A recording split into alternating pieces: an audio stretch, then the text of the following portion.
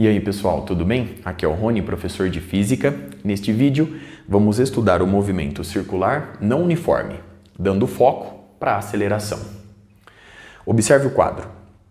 No instante t, uma partícula situa-se sobre o círculo de raio Rzinho com velocidade representada pelo vetor v1. Já no instante t mais ΔT, a mesma partícula sobre o círculo de raio Rzinho possui velocidade representada agora pelo vetor v2.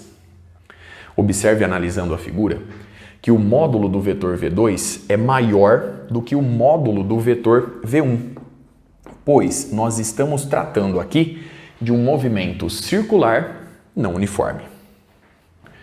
Observe agora a figura central em que eu ilustro os vetores v1 e v2 com suas origens coincidentes no ponto A. Observe, comparando as figuras, que o ângulo de giro da partícula na circunferência é igual ao ângulo formado pelos vetores v1 e v2. Para você entender melhor essa igualdade, considere a seguinte situação. Imagine que a partícula girou na circunferência de um ângulo igual a 90 graus a partir dessa posição. Portanto, Δθ é igual a π sobre 2. E nesta situação, o vetor velocidade v1 está na vertical e para cima, e o vetor velocidade v2 está na horizontal e para a esquerda, tangenciando a trajetória circular como deve ser. Logo, o ângulo entre v1 e v2 é igual a π sobre 2, o que justifica a igualdade mencionada. Muito bem? Analisando mais uma vez a figura central, vemos que o vetor AB representa o vetor v1. O vetor AC representa o vetor v2. E o vetor BC representa a variação da velocidade da partícula no intervalo de tempo ΔT citado. Por construção, eu estou admitindo nesta figura que o módulo do vetor AD é igual ao módulo do vetor AB. Neste caso, o vetor BD representa a componente da variação da velocidade da partícula na direção radial no limite em que ΔT tende a zero. Este estudo, esta análise, nós já fizemos no vídeo anterior ao abordarmos a aceleração centrípeta. Portanto, eu vou repeti-la neste vídeo. Muito bem? Para calcular a aceleração da partícula, eu vou recorrer à definição. A aceleração é dada pela derivada da velocidade da partícula em relação ao tempo. Portanto, para calculá-la, eu vou adotar o seguinte procedimento. Primeiro, eu vou calcular a variação da velocidade da partícula. A partir daí, eu vou dividir o resultado obtido por ΔT. Na sequência, eu vou fazer ΔT tender a zero. Eu vou tomar o limite da expressão obtida, fazendo ΔT tender a zero. Consequentemente, naturalmente, após essa sequência de passos, nós vamos obter a aceleração da partícula no movimento circular não uniforme. Então vamos lá? Vamos começar calculando a variação da velocidade ΔV. A partir da análise da figura, vemos que ΔV vetor é dado pelo vetor BD somado com o vetor DC. Muito bem? Observe atentamente a figura. Assumindo que ΔT é suficientemente pequeno para que eu possa fazer algumas aproximações, nós podemos escrever a variação da velocidade da partícula da seguinte forma. Ela é aproximadamente igual a...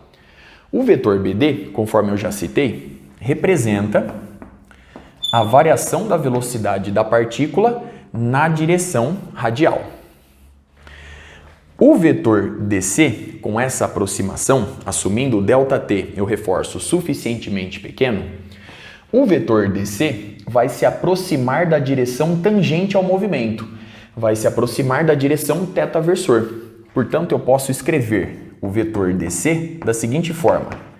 Ele representa a variação da velocidade da partícula na direção tangencial ao movimento. Muito bem? Dando sequência. ΔV vetor, portanto, é aproximadamente igual a... Vamos calcular agora ΔV na direção radial. Esse cálculo nós já fizemos no vídeo anterior, mas eu vou repeti-lo agora. Observe que, sendo ΔT suficientemente pequeno, eu posso aproximar o vetor BD e, consequentemente, ΔV na direção radial por um arco de circunferência cujo raio é o módulo do vetor V1, que é Vzinho.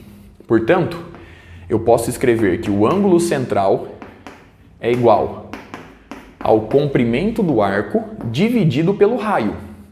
Logo, ΔV na direção radial fica dado por Δθ vezes V. Como ΔV na direção radial vai apontar na mesma direção, porém sentido oposto ao versor R, nós podemos escrever este termo desta forma. Muito bem? Mas, agora vamos obter ΔV na direção θ-versor. Como essa variação da velocidade já está na direção tangente ao movimento, eu posso escrevê-la simplesmente dessa forma. Ela representa a variação do valor da velocidade. Então, nós temos aqui V no instante t mais ΔT menos V no instante t na direção θ-versor. Lembre-se, eu reforço, ΔT é suficientemente pequeno para que eu possa realizar essas aproximações. Muito bem? Dando sequência, a partir de agora, eu vou dividir todos os termos por ΔT. E com isso, nós vamos obter a seguinte igualdade. ΔV é aproximadamente igual a, dividindo ΔV por ΔT. Então, agora nós temos menos Δθ sobre ΔT vezes V na direção R-versor, mais o termo entre colchetes é simplesmente a variação do valor da velocidade da partícula. Portanto, eu vou escrever este termo da seguinte forma: ΔV na direção θ-versor. Observe a expressão obtida e os cálculos realizados até aqui. Dando sequência agora, tomando o limite. Eu não posso me esquecer de dividir o último termo também por ΔT. A partir de agora, eu vou tomar o limite dessa igualdade fazendo ΔT tender a zero. E com isso, nós vamos obter a aceleração do movimento. Observe que a aceleração no movimento circular não uniforme, certo? É igual a menos dθ dt vezes a velocidade v na direção r-versor. Aqui nós temos a aceleração centrípeta, mais dv dt na direção θ-versor. Portanto, aqui nós temos a aceleração tangencial do movimento. Muito bem?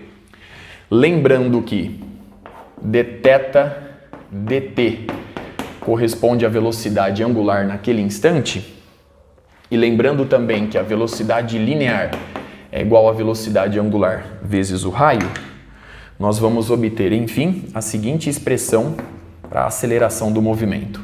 Então, aqui nós temos menos dθ dt menos ômega vezes v r-versor mais dv dt na direção θ-versor. Como a velocidade é igual a ômega vezes rzinho, nós vamos obter a derivada em relação ao tempo de ômega vezes rzinho. O raio permanece constante, portanto, nós temos rzinho que multiplica dômega dt. Dômega dt define a aceleração angular alfa do movimento circular não uniforme em questão. Portanto, nós podemos escrever o último termo da seguinte forma. Então, aqui nós temos R vezes alfa, a aceleração angular, na direção θ-versor. Em que alfa, eu reforço, a aceleração angular do movimento é dada pela derivada da velocidade angular em relação ao tempo, ou, se você preferir, a aceleração angular é dada pela derivada de segunda ordem da posição angular θ em relação ao tempo. Muito bem? Então agora vamos nomear as componentes da aceleração da partícula. O primeiro termo representa a aceleração centrípeta e o segundo termo representa a aceleração tangencial do movimento. Observe que, se você substituir V por ômega vezes o raio Rzinho, você vai obter menos ômega ao quadrado Rzinho, conforme obtivemos no vídeo anterior. Você pode ainda substituir ômega por V sobre Rzinho, e com isso nós vamos obter menos V quadrado sobre Rzinho.